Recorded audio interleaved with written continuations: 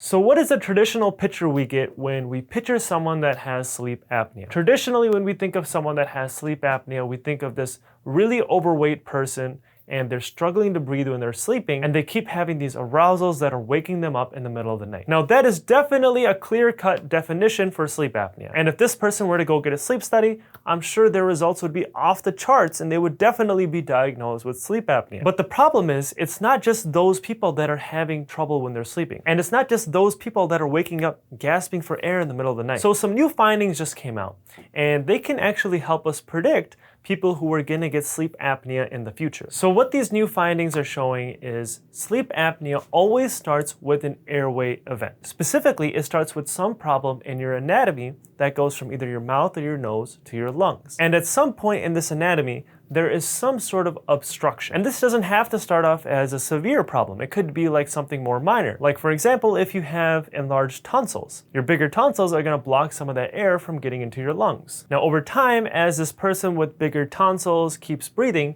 they're gonna keep having this limitation on how much they can breathe and how much air they can get into their lungs. And eventually, your body will need more air. And it will do this by opening up the airway. Sounds simple enough, right? But the interesting thing we just found out is your brain doesn't need to be awake to do this. Your airway can actually open on its own. And it does this when it hits a certain threshold. So if you're having a limited amount of air getting into your lungs and you hit this threshold, your upper airway will automatically open up without your brain even knowing. Now this is good, right? Because now you don't have to wake up and you don't have to have this arousal. Your body can just do it for you and you can have more air going into your lungs without having to wake up. Now the interesting thing with this is we never even knew this before, because the typical person we pictured that has sleep apnea is when they have an airway event, they always wake up. And this is why sleep apnea is such a problem, right? Because when you have these airway events, it's ruining your sleep. Now the problem is that your body isn't always going to be like this. At first, it may respond in this way, where you have a minor airway event where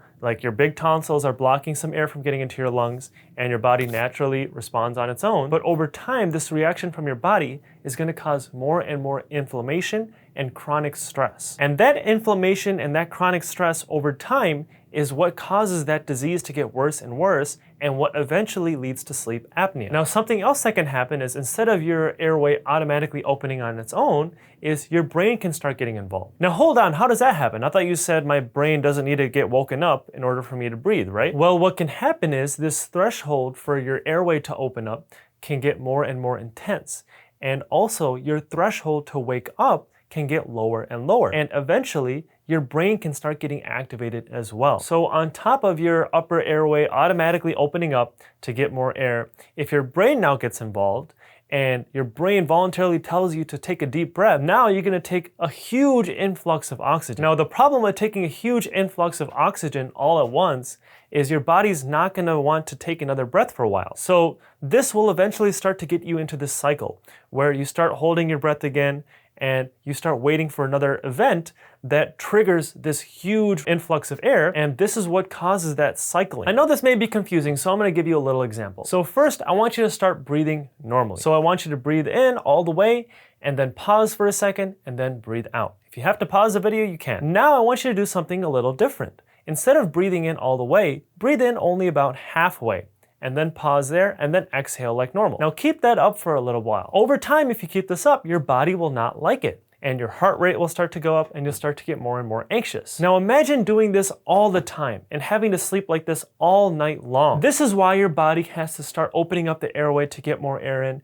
and why when your brain gets activated, while you take such a big inhale of oxygen, because you desperately need that air. Now if this continues long enough, this will eventually get worse and worse, and this is what can cause a person to get diagnosed with sleep apnea. And this is also what contributes to that breakdown of your body. And this is what contributes to that high blood pressure, to getting obesity, and just being unhealthy overall. So now we're not just talking about your breathing, we're talking about your overall health. So what do we know now about how sleep apnea starts? Well, we know that one, it always starts with some sort of anatomy problem. Like I said, it could be your tonsils, or it could be a deviated septum, something that's happening that's causing not enough air to get into your lungs. And eventually your body will start responding in a way that it starts getting damaged, it starts getting these neurological problems, and over time your body starts breaking down more and more. And then what happens is your threshold to wake up up starts going down and down. So that threshold, when that threshold to wake up goes down and down, that means that it's easier and easier to have an arousal in the middle of the night. Or in other words, easier and easier to wake up. And the more your body goes through this, the more your body goes through these cycles,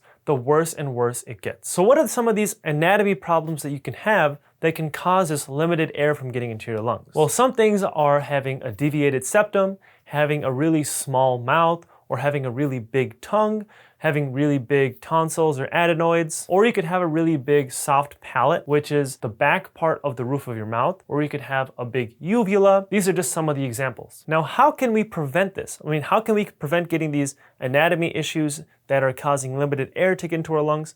And if we do have one of these issues, how can we prevent it from turning into sleep apnea? Well, the first thing to know is that it starts early. It starts even when you're a kid. The problem is a kid that has breathing issues does not fit our modern medicine take on someone that has sleep apnea. Because right now, we only treat people when they're really sick, when they really have a sleep apnea problem. But the fact is that it's starting way earlier than that. The only problem is when you're a kid or when you're a younger person that has these issues and you go to get a sleep study, chances are you probably won't even get diagnosed with sleep apnea. And the reason is, even though this disease has started, it hasn't gotten bad enough to the point where you've gotten diagnosed. So if you are a kid or if you have some kids and you want to prevent them from getting this problem, one of the biggest things you can start doing is having that kid start breathing through their nose instead of their mouth. Kids who are mouth breathers are going to be way more likely to have these anatomy problems later on in life. And the reason is people who are mouth breathers tend to have a lot more skeletal deformities